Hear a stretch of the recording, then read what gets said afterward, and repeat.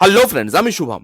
Sunny দেওলের upcoming বড় cinema বাটওয়ারা 1947 panjabi একটা বিখ্যাত প্লে থেকে অ্যাডাপ্ট করা এর গল্প। কাস্টে আছে Sunny Deol, Preity Zinta, Shabana Azmi, directed by Rajkumar Santoshi. Release করতে চলেছে 14th অগস্ট 2026। তার ট্রেলার বেরিয়ে গেছে বেশ কিছুক্ষণ আগে, সেটা নিয়েই মূলত কথা বলবো এই ভিডিওতে। এবার আজকে যদি আমাকে কেউ সত্যি কথা কেউ যদি আমাকে জিজ্ঞেস করে যে এই সিনেমাটা বক্স অফিসে হিট করবে না ফ্লপ, আমি তাকে একটাই উত্তর দেবো যে বোকার মতো প্রশ্ন করো না, এই সিনেমাটা বক্স অফিসে শিওর শট হিট করবে। তার কারণ অনেকগুলো। সানি দেওলের রিসেন্ট টাইমে যে ট্র্যাক রেকর্ড চলছে, সানি দেওল, রাজকুমার সন্তোষী, লেজেন্ডারি কেমিস্ট্রি। ঘায়াল, ঘাতক, দামিনীর মতো সিনেমা আমাদেরকে অলরেডি দিয়ে এসছে, তো এই কেমিস্ট্রিটা দেখার জন্য লোক হলে যাবে। আমির খানের প্রডিউস করা সিনেমা, ভালো একটা নভেল থেকে অ্যাডাপ্ট করা, ভালো একটা প্লে থেকে অ্যাডাপ্ট করা এর গল্প, হিন্দু মুসলিম কনফ্লিক্ট, এতগুলো কারণের পরেও এই সিনেমাটা বক্স অফিসে ফ্লপ করবে সেটা হতে পারে না। কিন্তু আরেকটা জিনিসও আমি মানি, একটা ভালো সিনেমা এবং বক্স অফিসে হিট আর ফ্লপ এই দুটোর মধ্যে না আকাশ পাতালের পার্থক্য। কোন একটা সিনেমা হয়তো খারাপ হলো, কিন্তু আমরা অনেক সময় দেখেছি সেই সিনেমাকে বিশাল বক্স অফিস কালেকশন প্রোভাইড করতে। তাহলে কি সেই সিনেমাটা ভালো হয়ে যায়? সেটা খারাপই থাকে বক্স অফিসে যতই দিক না কেন। এবার এই কথাটা আমি বলছি কেন, সেটা পুরো রিভিউটা শুনলে আপনি বুঝতে পারবেন। এর গল্পটা কি দেখুন, যারা যারা প্লেটা পড়েছেন তারা তো জানেন, যারা পড়েননি ট্রেলার দেখে যেটুকু বোঝা যাচ্ছে সেটা হচ্ছে 1947 দেশ স্বাধীন হয়ে গেছে এবং দেশ ভাগ হয়ে গেছে। পাকিস্তানে যে হিন্দুরা ছিল তাদেরকে পাঠানো হচ্ছে ইন্ডিয়াতে, এবং ইন্ডিয়াতে যে মুসলিমরা তাদেরকে পাঠানো হচ্ছে পাকিস্তানে।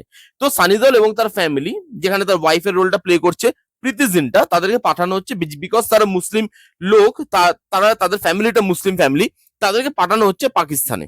এবার পাকিস্তানে যাওয়ার পর তাদেরকে যে বাড়িটা অ্যালট করা হচ্ছে গভর্নমেন্ট থেকে, যে তোমরা এই বাড়িতে থাকবে, সেখানে অলরেডি একজন হিন্দু মহিলা থাকেন, সেটা হচ্ছে শাবানা আজমি। এবার তাকে বলা হচ্ছে যে আমাদের লোক তো চলে এসছে ওই পার থেকে পাকিস্তানে, তুমি তো হিন্দু, তোমার তো ইন্ডিয়াতে বাড়ি, তাহলে তুমি তোমার নিজের বাড়ি ছেড়ে ইন্ডিয়াতে চলে যাও, এই বাড়িটা তুমি এদের হাতে ছেড়ে দিয়ে যাও, মানে সানি দেওল এবং তার ফ্যামিলির হাতে। সানি দেওল বলছে যে না, আমরা হিন্দু মুসলিম একসাথেও থাকতে পারি। এই বার্তাটা দর্শকের কাছে তারা কিভাবে সিনেমার মাধ্যমে পৌঁছে দিতে চলেছে সেটা আমরা 14ই অগস্ট দেখতে পাবো সিনেমা হলে গিয়ে। এবার যদি ট্রেলারটার মধ্যে আসি, দেখুন ট্রেলারটার মধ্যে ভালো অনেক কিছু আছে কিন্তু, ঠিক আছে। যেমন এর অ্যাকশন সিকোয়েন্স, যেভাবে আগুনের ফুলকি টুলকি দিয়ে অ্যাকশন সিকোয়েন্স গুলোকে লার্জ ভাবে করা হয়েছে সেটা ভালো, সানি দেওলকে ভালো লাগছে, তার প্রেজেন্টেশন ভালো, এবং সানি দেওলকে এরকম ধরনের সিনেমায় দেখতে ভালো লাগে। সে অলরেডি স্পেশালাইজেশন করে রেখেছে এরকম ধরনের সিনেমাতে, কত যে সিনেমা এরকম করেছে এবং সেগুলো হিট দিয়েছে সেটা অগুন্তি। তো সানি দেওল পারে এরকম ধরনের রোল পুল অফ করতে, তো সানি দেওলকে দেখতে ভালো লাগছে, কাস্টিং ভালো, শাবানা আজমি আছে, এখানে আলি ফয়জাল আছে, সানি দেওল আছে, প্রীতি জিন্টা আছে, কাস্টিং বড়, সাবজেক্টটাও ভালো। এর যে পুরো যে জিনিসটা, সেখানে একটা মিনিমাম প্রোডাকশন কোয়ালিটি যে প্রোভাইড করা হয়েছে এবং বাজেট যে খুব কম নয়, সেটাও কিন্তু এই ট্রেলারটা থেকে ভিজিবল। বিজিএম টিজিএম ভালো, খারাপ নয়, কিন্তু এই ট্রেলারটা না আমাকে হতাশ করেছে। এই ট্রেলারটার প্রতি আমার যে এক্সপেকটেশনটা ছিল সেটা কিন্তু ট্রেলারটা ফুলফিল করতে পারেনি। তার কারণ হচ্ছে, দেখবেন রাজকুমার সন্তোষী ভালো ডাইরেক্টর, ঘায়াল, ঘাতক, দামিনীর মতো সিনেমা অলরেডি দিয়ে এসছেন, কিন্তু তিনি পুরোনো দিনের ডাইরেক্টর। আপনি যখন এই সাবজেক্টটা দেখছেন, আপনি যখন ট্রিটমেন্ট দেখছেন, সাবজেক্টটা ভালো, কিন্তু তার ট্রিটমেন্টটা না রাজকুমার সন্তোষীর ওই পুরোনো ছাপটা আছে। লুক অ্যান্ড ফিলে জিনিসটাকে চকচকে করে দিয়েছে বাজেট দিয়ে। এবার জিনিসটার প্রোডাকশনটা যেভাবে সেট ডিজাইন করা হয়েছে, যেভাবে ওই থিমটাকে রাখা হয়েছে, যেভাবে ব্যাকড্রপটাকে তৈরি করা হয়েছে, পিরিয়ড ড্রামা একটা গল্প, পিরিয়ডটা ওই টাইমলাইনটাকে যেভাবে দেখানো হচ্ছে, সেগুলো না ফেক লাগছে। সেগুলো দেখে সেট তৈরি করা, সেটা মনে হচ্ছে যে এটা একটা প্লে, এবং একটা প্লে যদি আমরা স্টেজে হতে দেখি, তার আশেপাশের জিনিসগুলো যেরকম দেখতে লাগে এটা ঠিক সেরকম দেখতে লাগছে। লুক অ্যান্ড ফিলটা চকচকে, কিন্তু ফিল্ম মেকিং স্টাইলটা পুরনো। সেখানে যে জায়গাগুলো দেখাচ্ছে, ঘর বাড়িটা দেখাচ্ছে, রাস্তাঘাট বা মানুষজন দেখাচ্ছে, তাদের পোশাক আশাক দেখাচ্ছে, সেগুলো খুব ফেক লাগছে। মনে হচ্ছে সেট তৈরি করেছে, সেট তৈরি করে ওখানে শুটিং করছে। অথেন্টিকেশনটা, সাবজেক্টটা যে অথেন্টিকেশনটা চাইছে, বা সাবজেক্টটা যে এরা ক্রিয়েশনটা চাইছে, সেই এরা ক্রিয়েটটা করাই যায়নি। এরপরে মানে এরকম একটা সাবজেক্ট যেখানে এরা ক্রিয়েশনটা এতটা জরুরি, তারপরেও আমি এটাকে ভালো ট্রেলার কিভাবে বলতে পারি?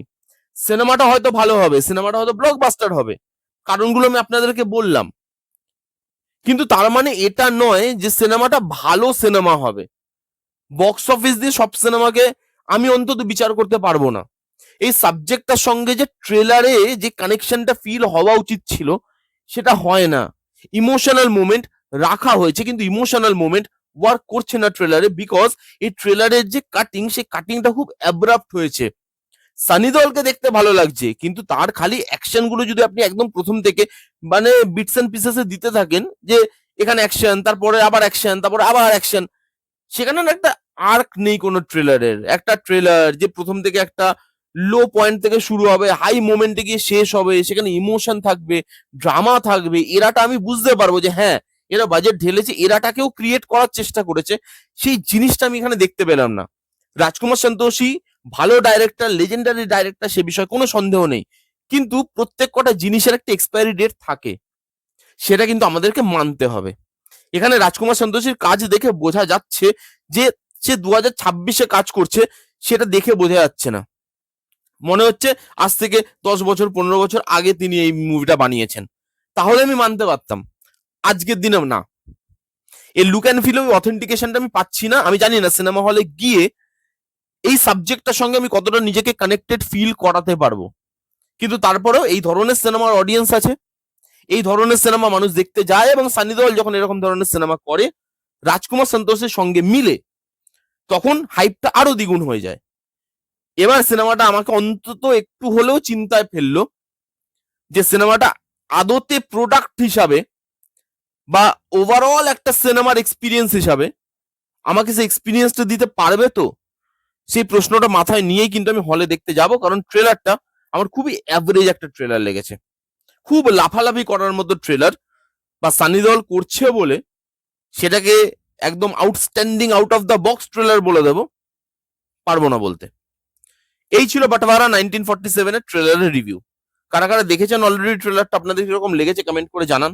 যারা যারা দেখেননি জানি গিয়ে দেখুন এবং দেখে কমেন্ট করে জানান যে আপনাদের কিরকম লাগলো, কে কে আমার মতের সঙ্গে সহমত, সেটা কমেন্ট করে অবশ্যই জানাবেন। এই ছিল রিভিউ।